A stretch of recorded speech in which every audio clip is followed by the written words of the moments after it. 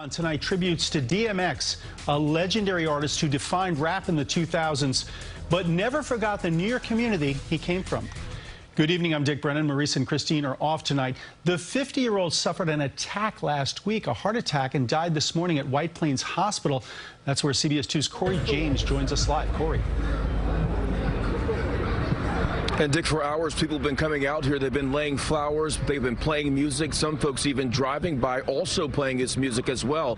But Earl Simmons, also known and best known as DMX, had a very troubled upbringing. But he pushed past those challenges. And people out here tonight, they are honoring the artist, saying his transparency about life resonated with them through his music.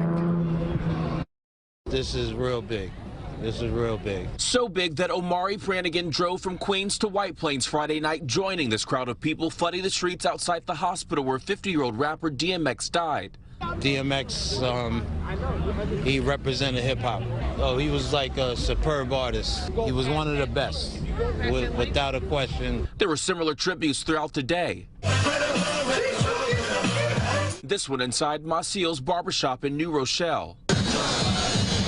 It's a place where Rafael Macio cut the legendary Rough Rider's hair. No matter how his status was socially, like, he was always in tune with the streets and in tune with his people.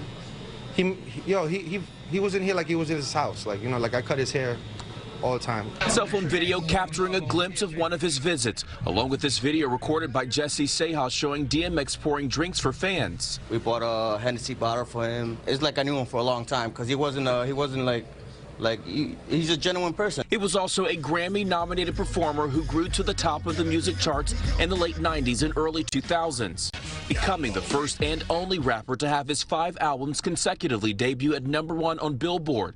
But starting behind the mic and on movie screens, now he wants to be a club owner.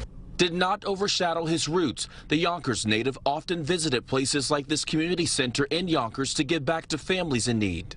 During Thanksgiving time, he would go to the Nepperhan Community Center and make sure that families were fed. And he was always somebody who was touchable. And while he had struggles with addiction... Do you have a drug problem now? I will always have a drug problem.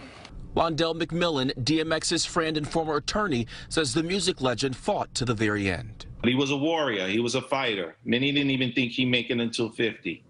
But we're glad that he did, and his legacy will live forevermore.